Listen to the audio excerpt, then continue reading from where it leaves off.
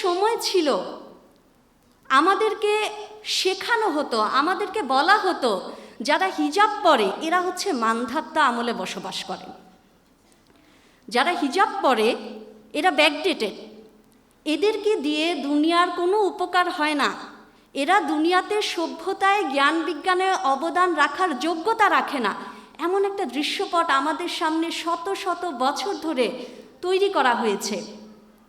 এমনকি আমরা যখন বিশ্ববিদ্যালয়গুলোতে পড়তে এসেছি হিজাব পরে, নেকাব পরে, এমন কথাও বলা হয়েছে যে হিজাব পরো, তুমি ভার্সিটিতে কেন এসেছো, তুমি মাদ্রাসায় পড়তে যাও।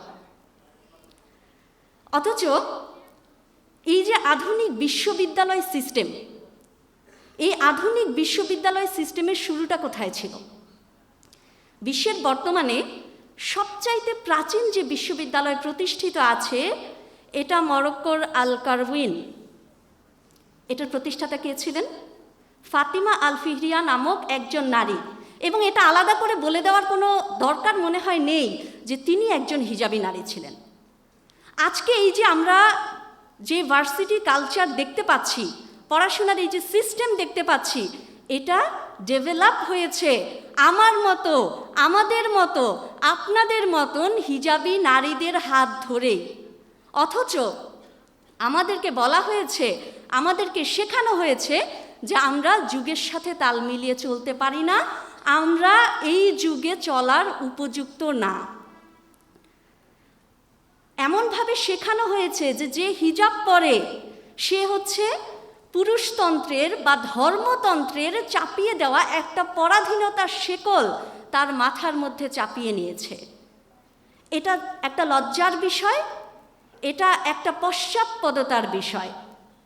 এই যে বয়ানগুলো, এগুলো যেসব দেশ থেকে, যেসব মানুষের কাছ থেকে আমাদের দেশে ইম্পোর্ট করা হয়েছিল, সেসব দেশে যখন নারীদেরকে উইচ ডেকে আগুনে পুড়িয়ে মারা হতো, সেই সময় আমাদের মতন হিজাবি নারীদের অবস্থান কি ছিল?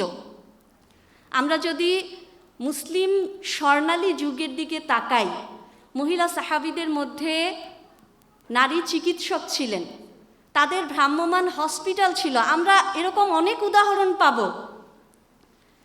এছাড়াও তাদের মধ্যে ওই সময়কার আরবি ভাষায় শ্রেষ্ঠ কবি ছিলেন একজন নারী।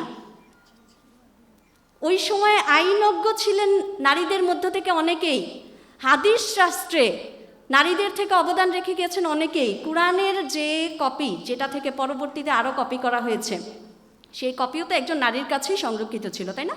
হাফসা রাদিয়াল্লাহু আনহার কাছে। কোন সময়ে? যখন ইউরোপে মেয়েদেরকে ডাইনি ডেকে পুড়িয়ে মারা হয়, আর আজকে তারা এসে আমাদেরকে শেখাতে চায় যে কোনটা সভ্যতা, কোনটা পশ্চাৎপদতা। আমরা এরকম অনেক উদাহরণ দিতে পারবো। হযরত উমর রাদিয়াল্লাহু আনহুর সময়ে মার্কেট অ্যাডমিনিস্ট্রেটরের দায়িত্ব ছিল শিফা বিনতে আব্দুল্লাহ নামক একজন মহিলার উপরে। বলার অপেক্ষা রাখে না, তিনি হিজাবি ছিলেন। এবং আমরা দেখতে পাই যে এখানে উদাহরণ দিতে গেলে আসলে ঘন্টার পর ঘন্টা চলে যাবে, আমার উদাহরণ দেওয়া শেষ হবে না। আমি অল্প কয়েকটা বলি। আয়েশা বিনতে তালহা, যিনি তাবেঈদের যুগে এক্সিস্ট করতেন, তিনি কবিতা সাহিত্য ছাড়াও জ্যোতিষশাস্ত্র, নভমণ্ডলের যে তারকাপুঞ্জি, এগুলোর ব্যাপারে গভীর জ্ঞান রাখতেন। অনেক বিজ্ঞানীরা তাকে কোট করেছেন, তার জ্ঞানের উপর ভিত্তি করে কাজ করেছেন। মিশরে এবং দামেস্কের প্রভাবশালী রাজনৈতিক একজন ব্যক্তি ছিলেন, যিনি ওই সময়কার এই দেশগুলোতে আইন প্রণয়নে ভূমিকা রেখেছিলেন। তার নাম ছিল ফাতিমা বিনতে আব্বাস। আরবি ব্যাকরণ শাস্ত্র যদি দেখা হয়, প্রচুর নারীর উদাহরণ পাওয়া যায় যারা ব্যাকরণ শাস্ত্রের পণ্ডিত ছিলেন। আজকাল ইদানিং আমরা দেখি যে, কিছুদিন আগে একটা ভিডিও দেখলাম যে কিছু নারী তাদের রাজনৈতিক অধিকার চর্চা করছিলেন, তারা তাদের দলের প্রচারণা চালাচ্ছিলেন। সেখানে গিয়ে বলা হচ্ছে যে এই যে আপনারা বের হয়ে আসছেন, এগুলা কি ইসলামে আছে? আপনারা ইসলামের নামে ভণ্ডামি করেন। হিজাব পরিহিত কিছু নারী তাদের রাজনৈতিক অধিকার চর্চা করছে দেখে বলা হচ্ছে যে এসব ইসলামে নাই। অথচ আমরা যদি দেখি যে আমরা আসমা বিনতে আবু বকর রাদিয়াল্লাহু আনহার নাম সবাই জানি, সিদ্দিক আকবর আবু বকর রাদিয়াল্লাহু আনহুর কন্যা। যখন হাজ্জাজ বিন ইউসুফের অপশাসন চলে সেই সময় তিনি খুবই ভূমিকা রেখেছিলেন তার ছেলে আবদুল্লাহ ইবনু জুবাইরের পাশাপাশি। আবদুল্লাহ ইবনু জুবাইর তখন ময়দানে যুদ্ধ করেছেন, আর তিনি মানুষকে সঠিক কথা বোঝানোর জন্য, অনেক বয়স্ক ছিলেন, চোখ অন্ধ হয়ে গিয়েছিল, তিনি তখনও ভূমিকা রেখেছেন। এবং কারবালার যে কারবালার ম্যাসাকারের পরে দেখা গেল যে হুসাইন রাদিয়াল্লাহু আনহুর পরিবারের ছেলেদেরকে শহীদ করে ফেলা হয়েছে। তখন এই সময়ে প্রতিষ্ঠিত রাজনৈতিক শক্তির বিরোধী যেই চিন্তাধারাগুলো ছিল তাদের দায়িত্ব নেন, তাদের অভিভাবকত্বের দায়িত্ব নিয়েছিলেন জাইনাব বিনতে আলী, মুহাম্মদ সাল্লাল্লাহু আলাইহি ওয়াসাল্লামের নাতনি, এবং ওই সময়কার প্রেক্ষাপটে যিনি ছিলেন সবচাইতে প্রভাবশালী রাজনীতিক।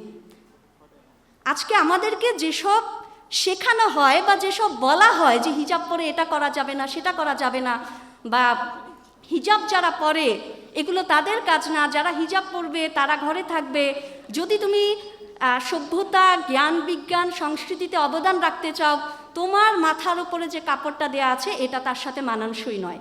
আমরা যখন এই উদাহরণগুলো দেখি তখন আমাদের কাছে স্পষ্ট হয়ে যায় যে আমাদেরকে এতদিন একটা খণ্ডিত চিত্র তুলে ধরা হয়েছে। তারা বিগত 200 বছরের কিছু নারীর উদাহরণ সামনে এনে বলতে চান যে নারীরা যদি হিজাব না খুলে ফেলে তাহলে তাদের পক্ষে সামনে এগিয়ে আসা সম্ভব না, তারা প্রকৃত স্বাধীনতা অর্জন করতে পারবেন না। অথচ 200 বছর তো পৃথিবীর ইতিহাস না। আমরা যদি পৃথিবীর ইতিহাস দেখি, যেটা কিছুক্ষণ আগে বললাম, যে সময়ে এই তথাকথিত সভ্যতার ধ্বজাধারীরা নারীদেরকে মানুষ মনে করতো না, নারীদেরকে তারা মানুষ হিসেবে গণ্য করতো না, সেই সময়কার নারীরা যারা হিজাবি নেকাবি ছিলেন, এই নারীরা সভ্যতা, সংস্কৃতি, রাজনীতি, জীবনের সমস্ত ক্ষেত্রে, দুনিয়ার সমস্ত ক্ষেত্রে অবদান রেখে গেছেন। আজকের দিনে দাঁড়িয়ে আমাদের মাঝে কোনো হীনম্মন্যতা নেই। আমরা তাদের উত্তরসূরি, যাদের হাত ধরে আজকের এই যে শিক্ষা ব্যবস্থা এটার উন্মেষ ঘটেছিল।